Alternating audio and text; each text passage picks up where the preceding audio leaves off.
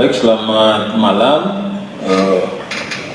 Saya adalah Dr. Yanto MPekon, SHM.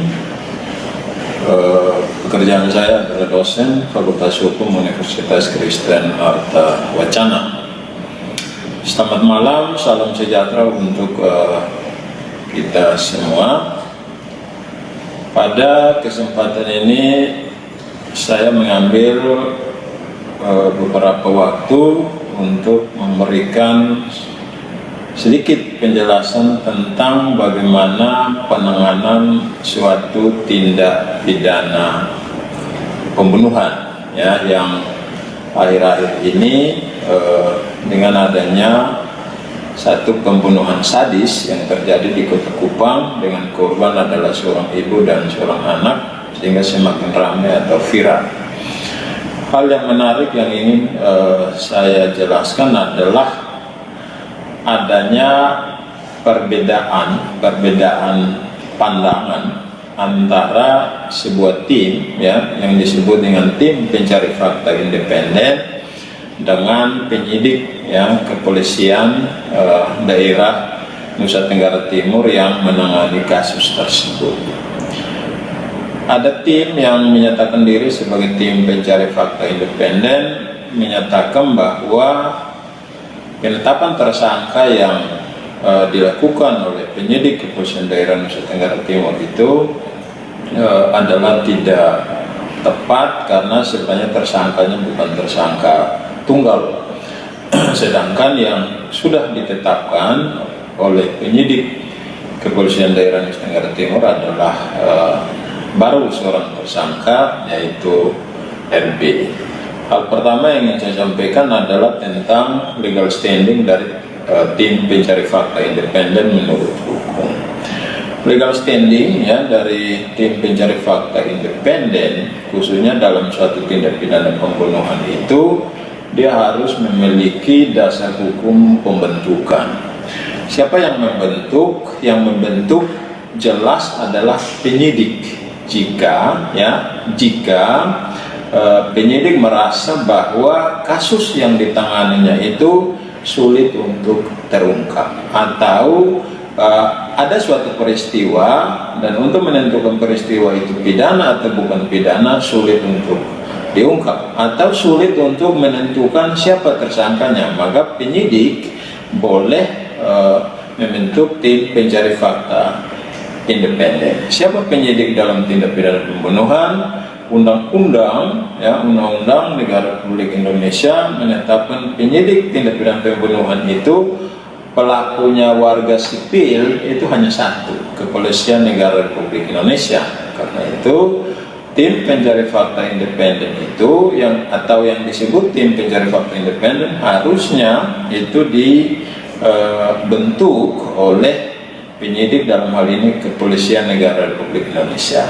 Atau jika bukan Kepolisian Negara Republik Indonesia, maka Presiden sebagai kepala eksekutif, ya, seperti yang pernah dilakukan oleh Presiden SBY dengan membentuk tim pencari fakta independen kasus pembunuhan Munir berdasarkan keputusan Presiden nomor 111 tahun 2004. Atau kasus lain, yaitu kasus Bibit Chandra, Presiden Susilo Bambang Yudhoyono itu mengeluarkan keputusan Presiden nomor 31 tahun 2009 tentang tim verifikasi data dan proses. Nah, oleh karena itu, kalau ada tim pencari fakta independen tindak pidana pembunuhan, maka harus memiliki dasar hukum tersebut.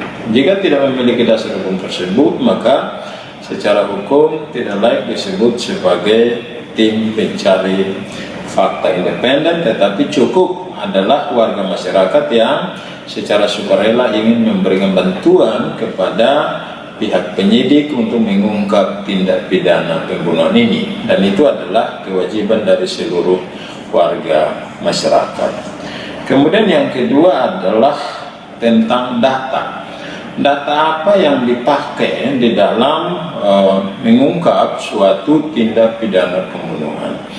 Data itu ada dua, yaitu yang pertama ketentuan hukum dan yang kedua adalah fakta yang berkaitan dengan ketentuan hukum itu. Nah, untuk tindak pidana pembunuhan ibu dan anak di Kota Kupang yang lagi viral sekarang ini, ketentuan hukum yang dipakai itu ya adalah pasal 340 KUH pidana atau pasal 338 KUH pidana sebagai hukum material. Sedangkan hukum formilnya adalah Undang-Undang Nomor 8 Tahun 1981 tentang Kitab Undang-Undang Hukum Acara Pidana. Nah, pada pasal 340 ini ya, kalau diterapkan maka unsur yang paling esensial adalah perbuatan dengan sengaja dan direncanakan terlebih dahulu menghilangkan nyawa orang lain. Artinya bahwa perbuatan yang dilakukan oleh pelaku itu masih ada waktu untuk berpikir dan mempersiapkan waktu untuk melakukan tindak pidana itu. Sedangkan kalau pasal 338 pembunuhan biasa, maka tidak ada waktu yang bagi pelaku untuk berpikir, tetapi ketika timbul niat maka dia langsung melakukan tindak pidana itu. Nah, untuk menentukan apakah pembunuhan itu dengan sengaja dan direncanakan terlebih dahulu atau pembunuhan itu hanya karena kesengajaan atau pembunuhan biasa, maka tidak bisa hanya didasarkan pada opini, apalagi didasarkan pada desakan melalui media sosial, desakan melalui unjuk rasa. Tetapi untuk membuktikan unsur-unsur yang terbukti itu menggunakan fakta. Fakta itu diperoleh dari alat bukti yang sah.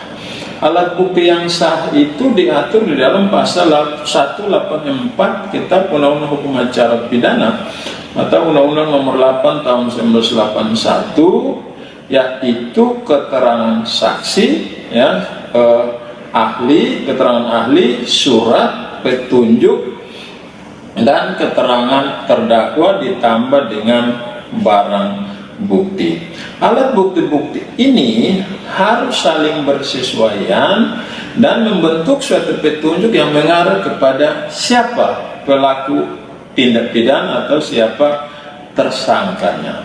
Nah, oleh karena itu, kalau berdasarkan alat bukti ini, siapakah yang kemudian mengolah alat bukti ini, kemudian menentukan tersangkanya? Yang jelas Undang-Undang Hukum Acara Pidana kita mengatur bahwa penyidikan itu dilakukan oleh penyidik Kepolisian Negara Republik Indonesia, maka penyidiklah yang berwenang, ya, untuk mencari dan mengumpulkan alat bukti, dan dengan alat bukti ini kemudian menetapkan tersangkanya, ya, alat bukti menetapkan tersangkanya.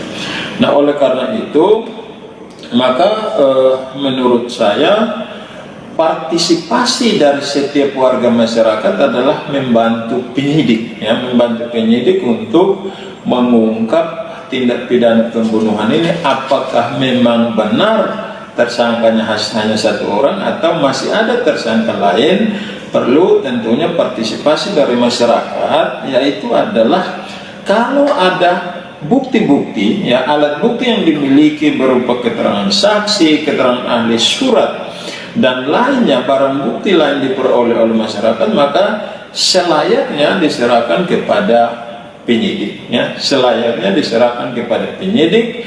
Penyidik kemudian mengumpulkannya, kemudian penyidik mengambil satu kesimpulan apakah alat bukti ini mengarah kepada siapa pelakunya.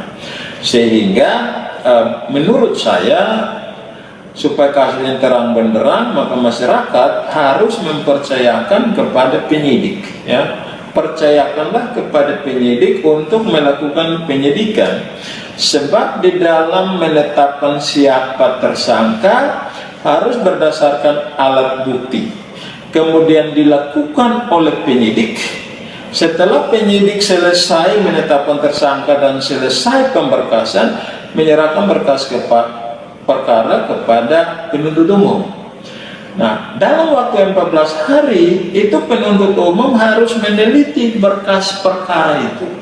Ya, kalau menurut penuntut umum berkas perkaranya masih kurang, atau misalnya menurut penuntut umum bukti-buktinya masih kurang, atau menurut penuntut umum tersangkanya harus ditambah, maka penuntut umum memberikan petunjuk kepada penyidik, dan penyidik akan melengkapi berkas perkara itu sesuai dengan petunjuk dari penuntut umum. Nah, karena itu sekali lagi saya ingin katakan bahwa supaya tidak menimbulkan kegaduhan di dalam masyarakat, maka setiap warga masyarakat di Kota Kupang yang tentunya bersimpati terhadap pembunuhan sadis ini dan kemudian menemukan ada barang bukti atau alat bukti, maka segera menghubungi pihak kepolisian, ya, Kepolisian Negara Republik Indonesia, dalam Kepolisian Daerah Nusa Tenggara Timur yang menangani kasus ini, untuk diserahkan kepada penyidik, supaya dengan alat bukti itu penyidik bisa membuat kasus ini menjadi terang benderang dan pada akhirnya dilimpahkan ke penuntut umum. Penuntut umum melimpahkan ke pengadilan dan kemudian proses pemeriksaan di pengadilan akan dilangsungkan. Apapun keputusannya, negara hukum kita sudah mengatur bahwa yang berwenang untuk menentukan bersalah atau tidaknya seorang terdakwa adalah hakim berdasarkan alat bukti yang cukup ditambah dengan keyakinan hakim. Untuk terungkapnya kasus ini, ya, sebagai seorang akademisi hukum, ya, kami memberikan dukungan sepenuhnya kepada penyidik Kepolisian Daerah Nusa Tenggara Timur untuk menyelesaikan kasus ini, ya, menyelesaikan kasus ini berdasarkan alat bukti yang telah dikumpulkan. Ya, saya berharap penyidik di dalam menetapkan tersangka tidak dipengaruhi oleh desakan apapun, tetapi semata-mata berdasarkan alat bukti yang cukup, sehingga bersesuaianlah dengan Kitab Undang-Undang Hukum Acara Pidana. Demikian mungkin bisa saya sampaikan dalam kesempatan ini, dan semoga dapat bermanfaat bagi kita semua. Oke.